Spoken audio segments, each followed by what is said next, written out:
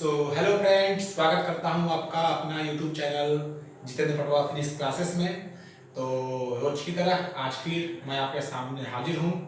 तो welcome, let's start today topics. तो कल हम लोग पढ़े थे आवेश उत्पत्ति के इलेक्ट्रॉनिक सिद्धांत, विद्युत क्या होता है, आवेश किसे कहते हैं, आवेश कितने प्रकार के होते हैं और वगैरह वगैरह। तो आज हम लोग का जो टॉपिक है, तो आज का टॉपिक हमारा है चालक तथा विद्युत रोधी। जैसे हम लोग जानते हैं कि हमारे प्रकृति में बहुत प्रकार के पदार्थ होते हैं, बट विद्युत से संबंधित हम पदार्थों को तीन भागों में बांटा जाता है, मतलब कि उसे तीन कैटेगराइज किया जाता है। सबसे पहला नंबर होता है चालक, दूसरा नंबर होता है विद्युत रोधी। पहला चालक, दूसरा नंबर क्या होता है विद्युत रोधी, और तीसरा नंबर होता है अर्धचालक। तो जैसे कि नाम से पता चल रहा है, चालक, विद्युत रोधी, अर्धचालक। अब चालक का मतलब ही क्या होता है? चालक का मतलब होता है चलने वाला। चालक का मतलब होता है चलने वाला, या हम ये बोल सकते हैं चलाने वाले को भी चालक ही कहा जाता है। इसको ऐसा बोले तो इंग्लिश में क्या बोला जाएगा? इसको कंडक्टर, इसको क्या बोलेंगे इंसुलेटर, और इसको क्या बोलते हैं सेमी कंडक्टर। Semi conductor. तो चलिए, चालक, चालक किसे कहते हैं? तो अभी ऐसा बताया गया कि चालक का मतलब क्या होता है चलाने वाला। और चूंकि हम क्या पढ़ रहे हैं, हम पढ़ रहे हैं विद्युत, और विद्युत किसके कारण उत्पन्न होता है? ऐसे वस्तु में क्या गुण होते हैं जो विद्युत के गुण प्रदर्शित कर लगते हैं, विद्युत की तरह कार्य करने लगते हैं? तो जैसा हम लोग पढ़े थे कि आवेश, आवेश वह भौतिक राशि होती है जिसे किसी वस्तु को देने से वह वस्तु विद्युतमय हो जाता है या विद्युत का गुण प्रदर्शित करने लगता है। मतलब कि चालक वे पदार्थ होंगे, चालक वे पदार्थ होंगे जो अपने अंदर से आवेशों का प्रवाह होने देते हैं। मतलब कि कुछ ऐसे पदार्थ जो अपने अंदर से आवेशों का प्रवाह होने देते हैं। जैसे हम बोल सकते हैं लोहा, तांबा, चांदी, एल्यूमिनियम इत्यादि। ये सब के सब क्या हैं? चालक के उदाहरण हैं। क्यों? हम लोग के घर में इलेक्ट्रिसिटी आती है। इलेक्ट्रिसिटी का मतलब क्या? बिजली आती है, विद्युत आती है, जिससे हम पंखा चलाते हैं, ट्यूबलाइट चलाते हैं, फ्रिज चलाते हैं, टीवी चलाते हैं। तो टीवी तो बिना वायर चलता नहीं है। टीवी को चलाने के लिए हमें वायर, तार की आवश्यकता होती है। वो तार किस चीज की बनी होती है? तो वो तार या तो तांबा का बना होगा या तो एल्युमिनियम का बना होगा। अब तांबा, टीवी चलता किससे है? उसमें आवेश प्रवाहित होते हैं। यदि तांबा अपने अंदर से आवेशों का प्रवाह नहीं होने देते तो क्या हमारा ट्यूबलाइट जलता? क्या हमारा टीवी चलता? क्या हमारा पंखा चलता? नहीं चलता। तो तांबा, एल्युमिनियम, चांदी, लोहा इत्यादि ये सब क्या होते हैं? चालक कहलाते हैं। अगला टॉपिक हमारा क्या है? विद्युत रोधी। विद्युत रोधी, रोधी का मतलब क्या होता है? बैरियर। रोधी का अर्थ ही क्या होता है? बैरियर। और बैरियर का अर्थ क्या होता है? रोकने वाला। जैसे हम लोग कहीं सड़क पे चलते हैं तो सड़क पे चलते चलते हमें क्या मिलता है? नाका मिलता है, मतलब कि बैरियर मिलता है। तो क्या वो बैरियर हमें जाने देता है? नहीं जाने देता है। बैरियर हमें क्या करता है? रोकता है। रोक करके पूछेगा कहां जाना है, कैसे जाना है, क्यों जाना है, तब जाकर के वो बैरियर खोलेगा और हम जाते हैं। ठीक उसी प्रकार से विद्युत में भी एक कुछ ऐसे पदार्थ होते हैं जो विद्युत को रोकते हैं। विद्युत को रोकने का मतलब क्या होता है? आवेशों के प्रवाह को रोका जाता है। तो विद्युत रोधी किसे कहेंगे? जो विद्युत को रोकता है। विद्युत का रोधी का, रोधी का मतलब रोकने वाला। मतलब वे पदार्थ जो अपने अंदर से आवेशों का प्रवाह नहीं होने देते, मतलब अपने अंदर से आवेशों को बहने नहीं देते हैं, ऐसे पदार्थ को क्या कहते हैं? विद्युत रोधी। ठीक है, तो हम लोग लिख लेते हैं चालक किसको बोलते हैं? जो अपने अंदर से, जो अपने अंदर से या अपने में से आवेशों का प्रवाह होने देते हैं, आवेशों का प्रवाह होने देते हैं, होने देते हैं। ऐसे पदार्थ को क्या कहते हैं? चालक। वे पदार्थ जो अपने अंदर से आवेशों का प्रवाह नहीं होने देते हैं, जो अपने में से, ऐसे लिख सकते हैं, अपने में से आवेशों का प्रवाह नहीं होने देते हैं, आवेशों का प्रवाह नहीं होने देते हैं, नहीं होने देते हैं। उन्हें क्या कहते हैं? विद्युतरोधी। और अर्धचालक, अर्धचालक का नाम से पता चल रहा है, मतलब क्या? आधा चालक। तो अर्धचालक किसको बोलते हैं? जो कि दोनों की तरह भांति कार्य करता है, दोनों की भांति कार्य करता है। दोनों की भांति कार्य करने का अर्थ क्या है? कि ये चालक की तरह भी कार्य करता है और विद्युत रोधी की तरह भी कार्य करता है।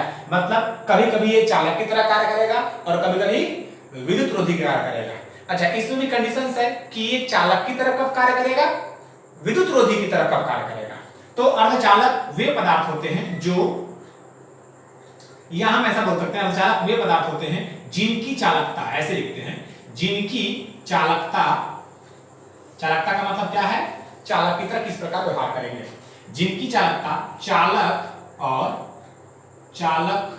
और विद्युत रोधी के मध्य होती है, चालक और विद्युत रोधी के मध्य होती है, ऐसे पदार्थ को क्या कहते हैं? अर्धचालक कहा जाता है।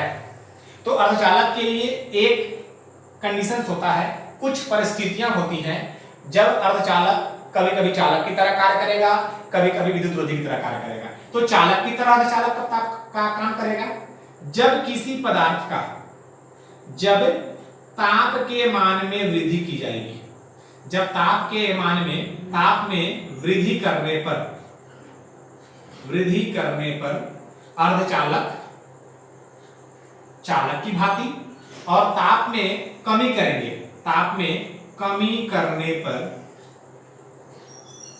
यह अर्धचालक जो है वो विद्युत रोधी की तरह कार्य करता है। जैसे एग्जांपल हम बोले तो जर्मेनियम,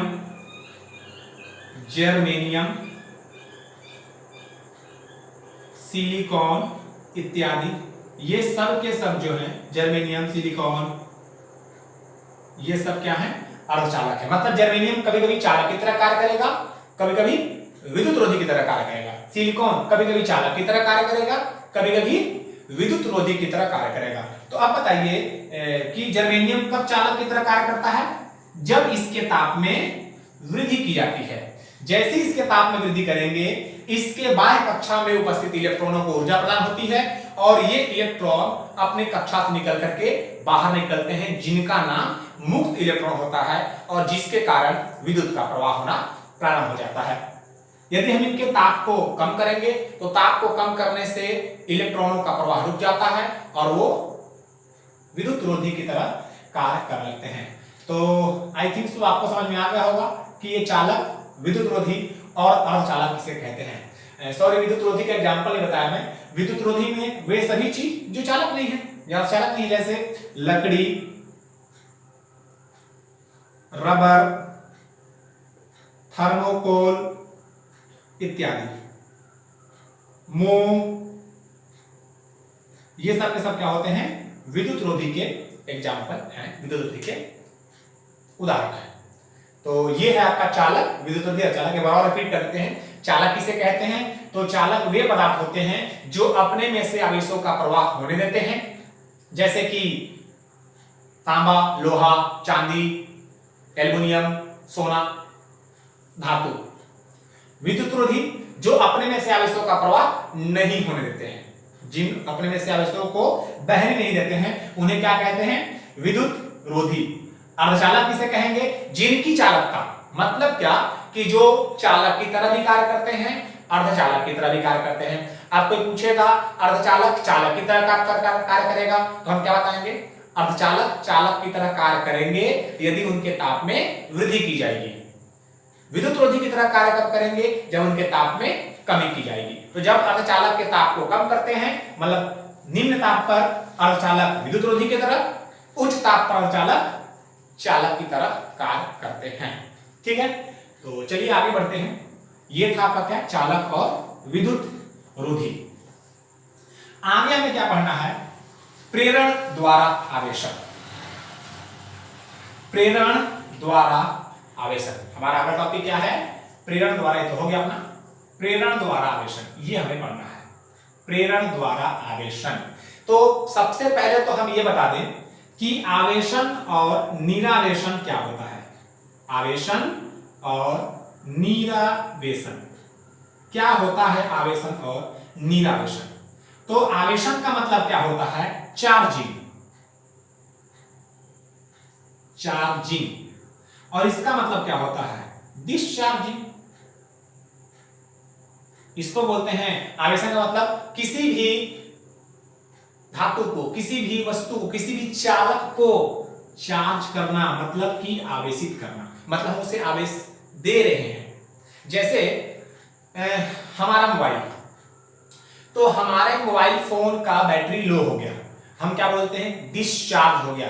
डिस्चार्ज का मतलब क्या, उसमें अब बैटरी नहीं है, उनमें ऊर्जा नहीं है, वो अब नहीं चल सकते हैं, हमें गेम नहीं खिलाएंगे, हमारा फ्लैश नहीं जलेगा, हम उसमें कुछ यूज नहीं कर सकते हैं। मतलब उनके पास आवेश की मात्रा क्या हो गई, कम हो गई, मतलब क्या हो गए हैं, निरावेशित हो गए हैं, जिसे हम क्या कहते हैं, डिस्चार्ज हो गए हैं। अच्छा, अब हम अपने मोबाइल के बैटरी को चार्ज कैसे करते हैं, हम उसे किसी चार्जर के सहायता से विद्युत के सॉकेट, मतलब उसे विद्युत के द्वारा, मतलब कि तार के द्वारा उसे बैटरी से जोड़ते हैं, और फिर ये कुछ देर के बाद बैटरी फिर से क्या होता है, चार्ज। तो चार्ज का मतलब क्या होता है, आवेशित, फिर से वो बैटरी क्या हो जाएगा, आवेशित, जिसके कारण हम उस मोबाइल फोन को फिर से यूज कर सकते हैं, जो काम में लाना चाहे काम में ला सकते हैं, बात कर सकते हैं। अच्छा, यदि मोबाइल अपना स्विच ऑफ होगा तो क्या हम बात कर सकते हैं, क्या नहीं कर सकते हैं। स्विच ऑफ कब होगा, जब बैटरी खत्म हो जाएगा अपने से। ठीक है, तो उसका मतलब क्या होता है, डिस्चार्जिंग, जो अपने से बंद हो जाता है। और जब उसे चार्ज करेंगे, मतलब उसे हम किसी प्लग से लगाएंगे, तो अब तार की सहायता से उस बैटरी के पास क्या जाएगा, आवेश हो जाएगा, मतलब वो बैटरी फिर से क्या होने लगेगी, आवेशित होने लगती है। तो जब हम बैटरी को पुनः ऊर्जा देते हैं, उसे क्या कहते हैं, आवेशन, और जब बैटरी से ऊर्जा लेते हैं तो क्या कहते हैं, उसे निरावेशन। तो चार्जिंग और डिस्चार्जिंग समझ में आ गया होगा, आवेशन किसको बोलते हैं, निरावेशन किसको बोलते हैं। ठीक है, आवेशन का मतलब किसी भी चालक को आवेश देने की क्रिया को क्या कहते हैं, आवेशन, और किसी चालक से आवेश लेने की क्रिया को क्या कहते हैं, निरावेशन।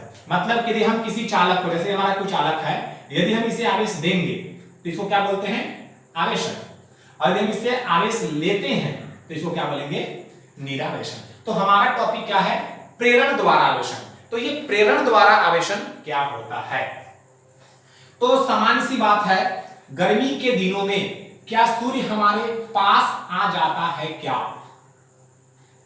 गर्मी के दिनों में जो हमें गर्मी लगती है, तो क्या सूर्य हमारे पास आता है, आंख हमारे पास आते हैं, या ठंडी के मौसम में जब हमें ठंडी लगती है तो क्या करते हैं, आंख के में जाके तो कूदते नहीं है, आंख के पास कुछ दूरी पे खड़े होते हैं, फिर भी हमें क्या होता है, गर्माहट महसूस होता है। मतलब उससे निकलने वाली ऊर्जाएं जो हैं, जिसे हम उष्मीय ऊर्जा कहते हैं, वो हमारी त्वचा के द्वारा ग्रहण किया जाता है, मतलब हम उससे क्या करते हैं, गर्मी महसूस करते हैं, लेकिन दूर होकर के। ठीक ऐसी प्रक्रियाएं चालक के अंदर भी होती है। जैसे क्या कि यदि हम कोई आवेशित चालक लेते हैं, जैसे बोले कि ये हमारा क्या है, एक आवेशित चालक है, ये आवेशित चालक है। आवेशित चालक मतलब क्या, इसके पास धनावेश है। हम यहां पे धनावेश की बात करेंगे क्योंकि हम पढ़ रहे हैं क्या, स्थिर विद्युत, स्थिर विद्युत, मतलब जहां पे स्थिर आवेशों का अध्ययन किया जाता है उसे क्या कहते हैं, स्थिर विद्युत कहते हैं। तो हमारा अभी जो टॉपिक चल रहा है वो स्थिर विद्युत में चल रहा है। ठीक है, तो मान लेते हैं कि ये हमारा क्या है, AB, मान लेते हैं चालक का नाम दे देते हैं AB। ये कौन सा चालक है, आवेशित चालक है, मतलब इसके पास क्या है, धन आवेश है। ठीक है, इसके पास हम इसके संपर्क में कोई एक और चालक लेके आते हैं, नाम इसे देते हैं क्या, CD। तो जब हम इस आवेशित चालक के संपर्क में कोई अनावेशी चालक, अनावेशी चालक का मतलब क्या है कि इसके पास कोई भी मुक्त इलेक्ट्रॉन बाहर में नहीं है, मतलब इसके पास कोई आवेश नहीं है। ठीक है, तो जब हम किसी आवेशित चालक के संपर्क में अनावेशित चालक को लाते हैं तो ये अनावेशित चालक भी आवेशित हो जाता है। अब बताइए कि क्या ये दोनों चालक एक दूसरे से किसी भी चालक के द्वारा जुड़े हुए हैं? क्या नहीं जुड़े हुए हैं, बस ये अनावेशित चालक जो है इस आवेशित चालक के संपर्क में रखा हुआ है।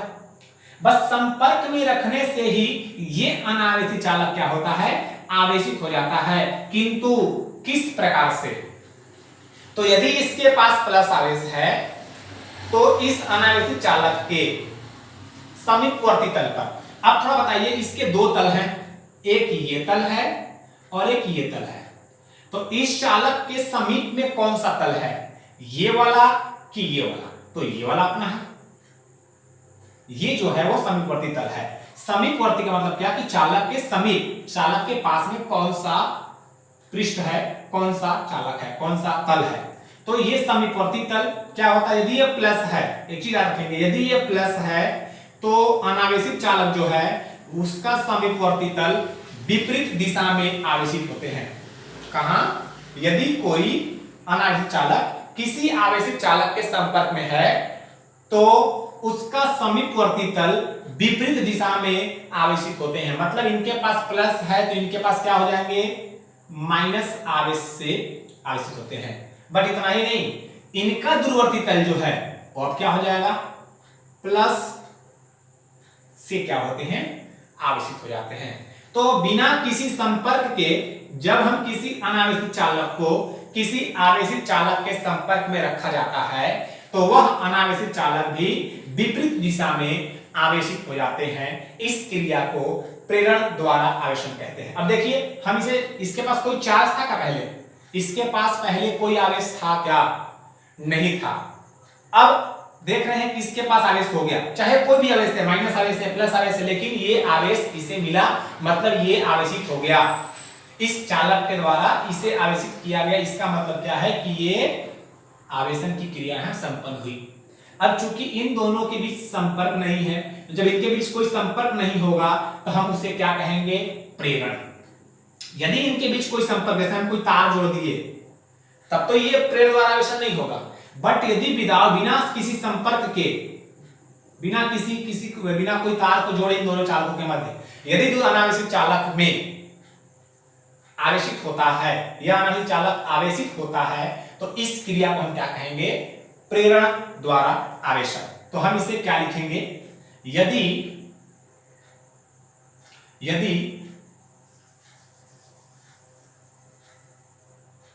किसी अनावेशित चालक को, यदि किसी अनावेशित चालक को, किसी अनावेशित चालक को आवेशित चालक के, आवेशित चालक के संपर्क में रखा जाता है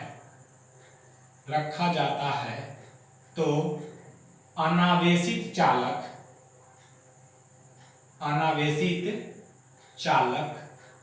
विपरीत दिशा में आवेशित हो जाता है, हो जाता है।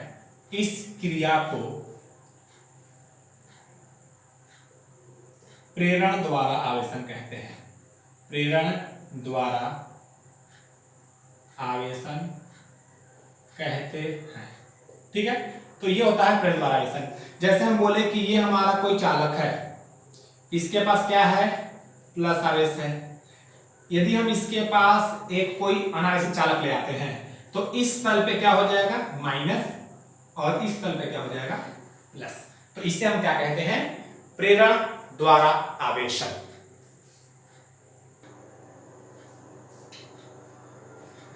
तो गाइस, अगला टॉपिक हमारा है आवेश के मूल गुण। जो भी लोग आवेश पढ़ रहे थे, ठीक है, जो हम लोग प्रेरण द्वारा आवेशन पढ़े, तो उस आवेश के कुछ मूल गुण होते हैं जिनमें से पहला क्या होता है आवेश का संरक्षण, दूसरा क्या होता है आवेश का क्वांटमीकरण, और तीसरा क्या होता है आवेशों की योज्यता। तो चलिए स्टार्ट करते हैं आवेशों के संरक्षण से। संरक्षण का अर्थ क्या होता है, जो हमेशा संरक्षित रहेगा, मतलब न तो वो नष्ट होगा न तो वो उत्पन्न होगा, बस क्या एक स्थान से दूसरे स्थान तक एक रूप से दूसरे रूप में परिवर्तित होना ही क्या कहलाता है संरक्षण कहलाता है। तो इसी प्रकार से आवेशों का संरक्षण भी होता है। तो आवेशों का संरक्षण बोला जाए तो आवेश को न तो उत्पन्न किया जा सकता है, आवेश को न तो उत्पन्न किया जा सकता है और न ही नष्ट किया जा सकता है, इसे केवल एक रूप से दूसरे रूप में रूपांतरित किया जा सकता है। समझने के लिए हम एग्जांपल देखें तो हम लोग जानते हैं धन आवेश किसे कहते हैं, धन आवेश। तो धन आवेश हम लोग पढ़े हैं कि जब किसी कांच की छड़ को रेशम के कपड़े से रगड़ा जाता है, कांच की छड़ को रेशम की कपड़े से रगड़ा जाता है तो कांच की छड़ में जो आवेश उत्पन्न होता है उसे धन आवेश कहते हैं। बट जब जिस समय कांच की छड़ में धन आवेश उत्पन्न होता है ठीक उसी समय रेशम के कपड़े में भी क्या होता है माइनस क्यू आवेश उत्पन्न होता है। तो हम लोग यहां से ये भी बोल सकते हैं, यदि हमें धनावेश और ऋणावेश बोला जाए परिभाषित करने के लिए तो हम ये बोल सकते हैं कि जब किसी कांच को रेशम के कपड़े से रगड़ा जाता है तो कांच के पृष्ठ पर उपस्थित आवेश को धनावेश और रेशम के कपड़े में उपस्थित आवेश को ऋणावेश कहते हैं। ठीक है, तो अब देखिए यहाँ पे जब धनावेश उत्पन्न हुआ तो यहाँ पे क्या उत्पन्न हो गया ऋणावेश। उसी प्रकार से यदि हम एम्बर में देखें तो एम्बर को ऊनी कपड़े से रगड़ेंगे तो यहाँ पे क्या होता है माइनस आवेश, तो ऊनी कपड़े में क्या हो जाएगा ऊनी कपड़े में भी प्लस आवेश उत्पन्न होता है। तो जब यहाँ माइनस आवेश उत्पन्न हो गया तो यहाँ प्लस आवेश उत्पन्न हो गया, यहाँ जब प्लस आवेश उत्पन्न हुआ तो यहाँ पे माइनस। अच्छा, जितनी मात्रा में यहाँ प्लस आवेश उत्पन्न हुआ है उतनी ही मात्रा में यहाँ माइनस आवेश उत्पन्न होता है। जैसे हम लोग बोला जाए, जैसे हम लेते हैं सोडियम, सोडियम का परमाणु क्रमांक 11 होता है। यदि हम यहाँ से एक इलेक्ट्रॉन निकाल दें, एक इलेक्ट्रॉन निकाल दें तो क्या बन जाता है Na+, मतलब कि बना ना प्लस, पहले यहाँ कुछ नहीं था, 11 इलेक्ट्रॉन थे 11 प्रोटॉन थे, बट यहाँ जैसे हम इलेक्ट्रॉन निकाले अभी क्या हो गया प्लस, अधूरा हो गया। तो आवेश न तो उत्पन्न होते हैं न ही नष्ट होते हैं, इन्हें केवल एक रूप से दूसरे रूप में रूपांतरित किया जा सकता है, परिवर्तित किया जा सकता है, उसे ही कहते हैं आवेश का संरक्षण। मतलब हम न तो इसे उत्पन्न कर सकते हैं न ही नष्ट कर सकते हैं, न तो इलेक्ट्रॉन को कोई उत्पन्न कर सकता है न तो इलेक्ट्रॉन को कोई नष्ट कर सकता है, बस हम इलेक्ट्रॉन को प्रोटॉन में, प्रोटॉन को इलेक्ट्रॉन में रूपांतरित कर सकते हैं। यदि किसी कक्षा को छोड़ के इलेक्ट्रॉन बाहर निकलेगा प्रोटॉन बनेगा, यदि कोई प्रोटॉन निकलेगा इलेक्ट्रॉन बनेगा। तो ना तो हम आवेश को उत्पन्न कर सकते हैं न ही नष्ट कर सकते हैं, इसे केवल एक रूप से दूसरे रूप में रूपांतरित किया जा सकता है। तो ये है आवेश का पहला गुण। दूसरा नंबर क्या होता है आवेश का क्वांटमीकरण। आवेश का क्वांटमीकरण, तो आवेश का क्वांटमीकरण से क्या तात्पर्य है, हमें पता है कि हमारे पूरे प्रकृति में सबसे छोटा कण क्या है इलेक्ट्रॉन, और ये कहां विद्यमान होता है तो ये नाभिक के चारों ओर चक्कर लगाता है एक अस्थायी कक्षा में। ठीक है, तो किसी भी पदार्थ के अंदर न्यूनतम आवेश की मात्रा क्या होती है, कम से कम आवेश उसके पास कितना होगा, एक इलेक्ट्रॉन या तो एक प्रोटॉन। ठीक है, प्रोटॉन भी लिख देते हैं, प्रोटॉन को या तो एक इलेक्ट्रॉन के बराबर होगा या तो एक प्रोटॉन के बराबर होगा, और इन दोनों पर ही कितना आवेश होता है, एक इलेक्ट्रॉन पर कितना आवेश होता है 1.6 मतलब 1.6 गुणे 10 के घात -19 कूलम। कूलम किसका मात्रक होता है, आवेश का मात्रक होता है। ठीक है, एक इलेक्ट्रॉन पे कितना आवेश होते हैं 1.6 1.6 गुणे 10 के घात -19 कूलम आवेश होते हैं। इतना ही आवेश प्रोटॉन के ऊपर भी होते हैं। तो किसी भी चालक के अंदर न्यूनतम उपस्थित आवेश कितना होता है इलेक्ट्रॉन, और इनमें जितने भी आवेश होंगे वो सभी के सभी इलेक्ट्रॉन के पूर्ण गुणज होते हैं। कभी ऐसा सुने हैं क्या कि इस पदार्थ के पास 9/2 इलेक्ट्रॉन है, 3/2 इलेक्ट्रॉन है, 5/4 इलेक्ट्रॉन है? जी नहीं, किसी भी पदार्थ के पास ये इलेक्ट्रॉन नहीं होता, या तो 2 होगा, या तो 3 होगा, या तो 4 होगा। कभी ऐसा सुने हैं क्या कि अरे भैया कैल्शियम के पास 22/7 परमाणु क्रमांक है? नहीं, नहीं है। कभी ऐसा सुने हैं क्या कि हीलियम के पास 2/3 परमाणु क्रमांक है? 2/3 का अर्थ क्या है? परमाणु क्रमांक क्या होता है? उसके पास कितने प्रोटॉन होते हैं? जितने प्रोटॉन उतने ही परमाणु क्रमांक। तो क्या किसी भी धातु के पास ऐसा सुने हैं क्या कि 2/3, 4/5, 10/5, 12, 13/6, 49/15? नहीं। तो किसी भी धातु के पास या किसी भी पदार्थ के पास कुल आवेश, या किसी ऐसा बोल सकते हैं किसी पदार्थ में उपस्थित कुल आवेश उस पदार्थ में उपस्थित इलेक्ट्रॉनों के पूर्ण गुणज होते हैं, जिसे आवेश का क्वांटमीकरण कहा जाता है। यदि हम किसी पदार्थ में उपस्थित कुल आवेश की मात्रा n ले और उसमें इलेक्ट्रॉन की मात्रा n ले, तो Q बराबर क्या होता है? Ne। ये Q क्या है? उस पदार्थ का कुल आवेश। n क्या है? उस पदार्थ में उपस्थित कुल इलेक्ट्रॉन की मात्रा। तो पूर्ण गुणज का मतलब क्या होता है? इलेक्ट्रॉन से ये पूर्ण रूप से गुणा हो जाएगा। तो Q बराबर क्या होता है? n × a, जहां Q क्या है? पदार्थ का कुल आवेश, पदार्थ का कुल आवेश, n क्या है? इलेक्ट्रॉनों की संख्या, इलेक्ट्रॉनों की संख्या। और इस फॉर्मूला पे बहुत सारे क्वेश्चंस बनते हैं, हम लोग आगे करेंगे इस फॉर्मूला पे क्वेश्चंस। आगे बढ़ते हैं। अगला हमारा टॉपिक क्या है? आवेशों की योज्यता। योज्यता का अर्थ क्या होता है? जोड़ना। योज मतलब योग। तो ऐसा बहुत बार देखा गया है कि यदि हम बोले कि ये एक पदार्थ है, एक धातु है, इसमें कुछ आवेश हैं, तो क्या ये सभी आवेश एक ही जगह एकत्रित होते हैं? जी नहीं, एक ही जगह एकत्रित नहीं होते हैं।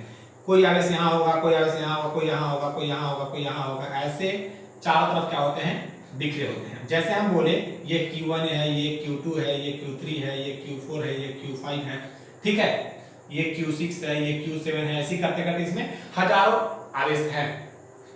तो आवेशों की योज्यता का मतलब क्या होता है कि किसी पदार्थ में उपस्थित कुल आवेश की मात्रा, किसी पदार्थ में उपस्थित कुल आवेश की मात्रा उस पदार्थ में भिन्न भिन्न स्थानों पर उपस्थित आवेशों के बीजीय योग। बीजीय योग का मतलब क्या होता है?